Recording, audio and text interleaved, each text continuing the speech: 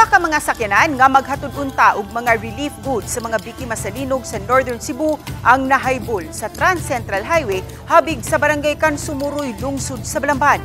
Ini ang report ni Alan Domingo. Nahitabo ang disgrasya pasado alauna kagahapon sa hapon, Oktubre 5, 2025. Sa video makita ang kusog nga dagan sa puti nga pick-up sa dulhugon nga bahin sa Trans-Central Highway ug unang giungad ang nagunang sakinan nga nabalintong samtang ang pick-up mibangga sa daplin sa karsada. Way nakala sa insidente apan adunay 11 ka mga tawo ang nangaangol tungod sa maong panghitabo. Sa impormasyon sa Balamban Municipal Police Station nga padong sa Northern Cebu, ang pick-up kay maghatod matod pa og ginabang alang sa makabanay nga nabiktima sa linog.